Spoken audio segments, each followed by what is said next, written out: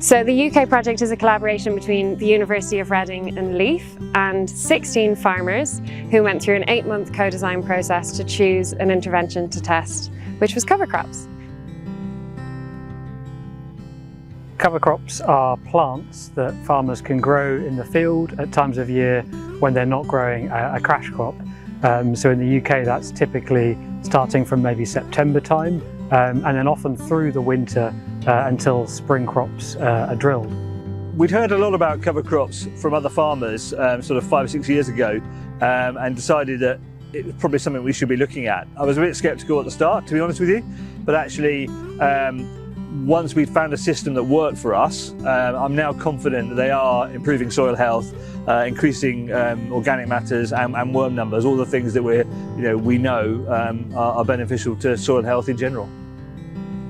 We want to start using cover crops because initially there was a financial incentive, so we wanted to understand under £30 a hectare how much that could become profitable.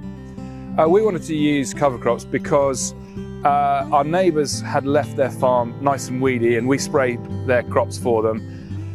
We couldn't travel on our soil, but we could travel on their soil to spray them. It was fairly obvious that keeping a root alive in the ground made a big difference to that. What other benefits could we find from doing it? Yeah, as far as the management goes of the cover crops or the destruction of the cover crops, we tend to roll them on a good frosty morning, sort of probably late January time if the frost comes right. Give them a good roll. That sort of starts the breakdown process.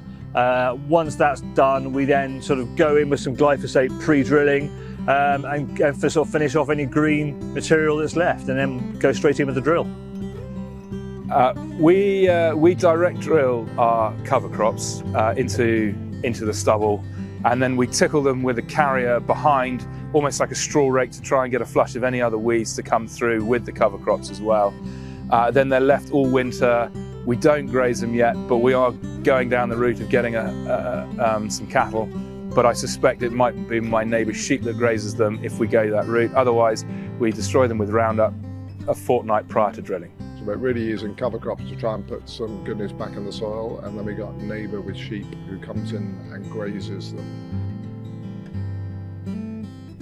In terms of growing cover crops, I think the do's are do it for a start. I think definitely you'll see an improvement in worms and in soil structure and strength of the soil in as much as you can get on it earlier.